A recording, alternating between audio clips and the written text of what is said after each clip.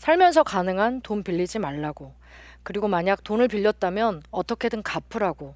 근데 그렇게 하지 않으면 마치 큰 죄를 지은 것처럼 하는 이야기 아마 들어보셨을 것 같은데요. 개인이 잘못해서 꼭 빚을 진다거나 무능해서만 돈을 빌리는 건 아니잖아요. 그런데 빚 때문에 한 사람이 끊임없이 불행에 처한다면 그게 과연 당연한 걸까요?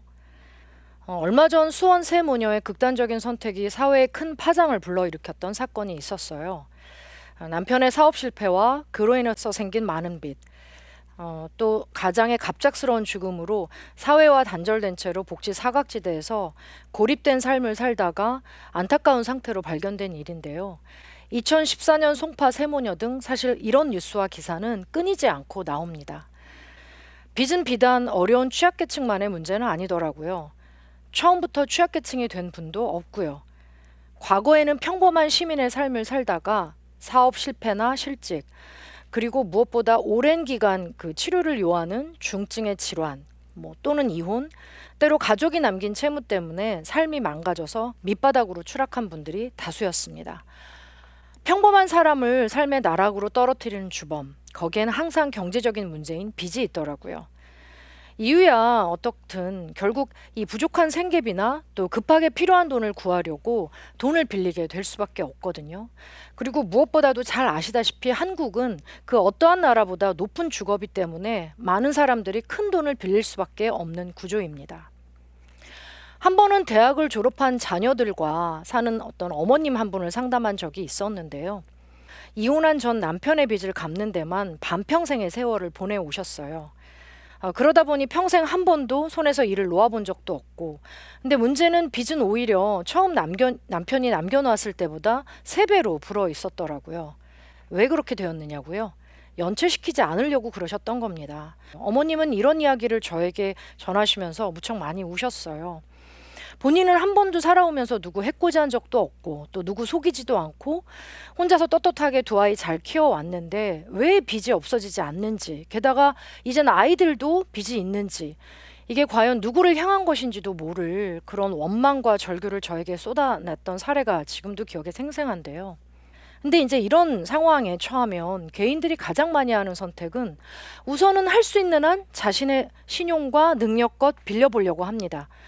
그러다 보니까 때로는 사채나 불법 사금융까지도 손을 뻗게 되고요. 근데 이러면 이제 어떤 분들은 그러세요. 야, 그래도 사채를 쓰면 안 되지 않아? 사채까지 쓰냐고들 하시는데 사실 그게 빚독촉 때문에 그렇습니다. 이게 거의 스토킹이에요. 누구한테라도 빨리 당장 돈을 빌려서 그 독촉에서 벗어나고 싶게 만들거든요. 무엇보다 이 극단적인 선택을 하게 하는 가장 큰 이유 중 하나이기도 하고요. 그래서 시작했어요. 사람 살리고 세금 엉뚱한 대로 새는 거 좀 막아보자고.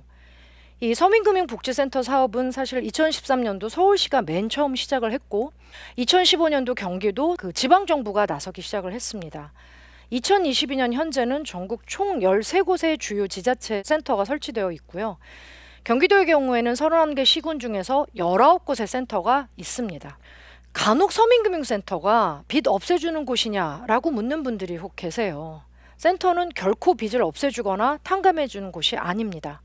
가능한 갚을 수 있는 빚으로, 가능한 감당할 수 있는 빚으로 조정될 수 있도록 안내하고 때로 가능하면 종결될 수 있도록 도와드리는 곳입니다.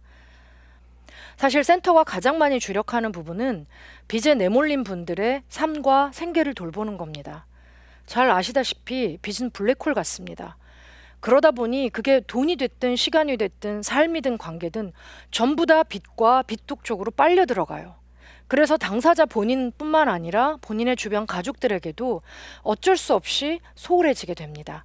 그래서 센터는 빚독 쪽을 줄이려고 최대한 노력을 하고 있고요. 그 과정에서 채무자 대리인 제도를 안내하기도 하고 또는 불법 사금융을 이용하셨다면 신고해서 그치는 게 아니라 이 빚독 쪽 줄이기 위해서 최대한 노력합니다. 사실 독촉만 줄어도 한시름 놓습니다. 개인적으로 빚이 가지고 있는 가장 큰 문제는 삶에 대한 자기 결정권, 즉 주도적인 자기 결정권과 선택권이 사라진다는 거라고 생각합니다. 자존감 떨어지는 건 뭐 말할 것도 없고요.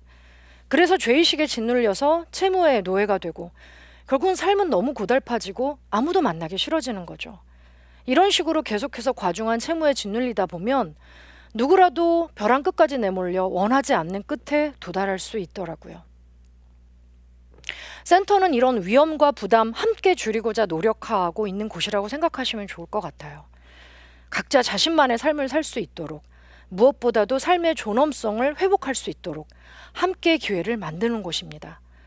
재발 늦기 전에 이런 상담에 특화된 서민금융복지지원센터를 꼭 찾아주세요. 여러분은 결코 혼자가 아닙니다.